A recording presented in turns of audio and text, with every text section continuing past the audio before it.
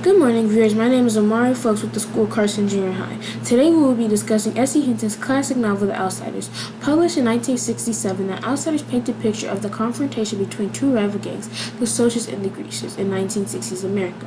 First, let's discuss the three main characters. Ponyboy Curtis is a 14-year-old greaser with a sensitive personality. He is the youngest of the Curtis siblings and the Greaser gang. Ponyboy is thoughtful and he tends to think about life. He enjoys reading and watching movies. Johnny Cade is a 16-year-old greaser and is the quietest of the gang. He has dark brown hair and brown eyes. He is a quiet and reserved person. A few months before the book starts, Johnny gets beat up badly by a group of socialists. The result is that he carries around a switchblade. Dallas Winston is known for his tough and rebellious demeanor. Dally has a rugged appearance and he has a hardened face with a crooked smile. He had a tough home life which made him toughen up. He also disliked socialists a lot. A socialist is a rich West Side kid with fancy cars, while a greaser is an East Side kid with greased hair and jean jackets. The book starts with Ponyboy walking home from the movies. He spots a red Corvair following him. The car stops beside him and 5 socialists get out. The socialists hold him down and they slash a blade across his throat. The gang comes and chases the socialists away. They go back to the house and clean up Ponyboy's wounds. Dally invites Ponyboy and Johnny to the movies, and they accept this invite.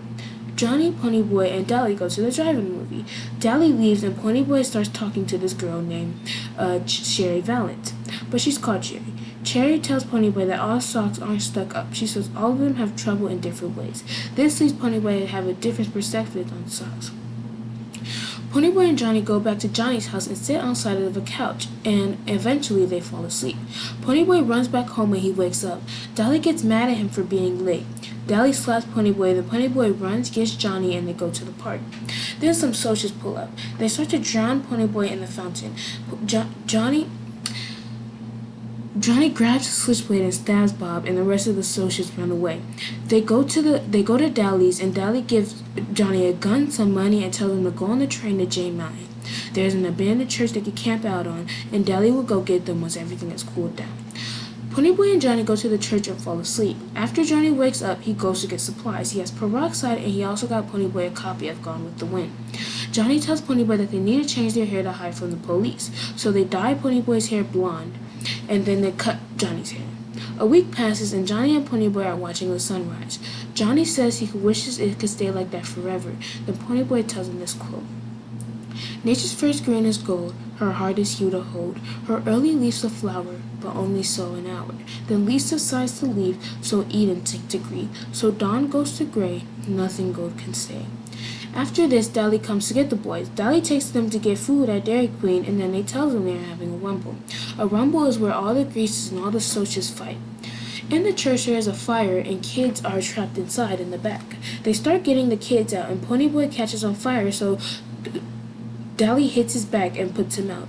Ponyboy finds out a piece of burning wood fell on Johnny's back, which causes his back to break and have severe burns. A day passes and a socialist named Randy is talking to Ponyboy. Randy tells him how much Bob's parents miss him.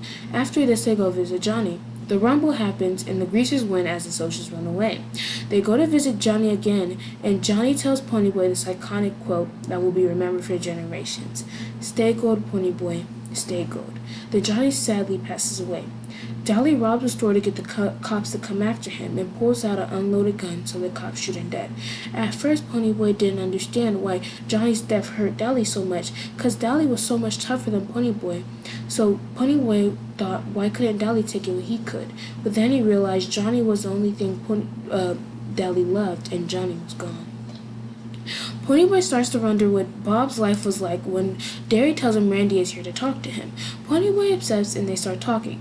Randy tells Ponyboy that it isn't his fault that Bob died and that it's Johnny's fault. But Ponyboy is still going through grief, so he denies that Johnny is dead. So Derry tells Randy to leave since Ponyboy is getting worked up.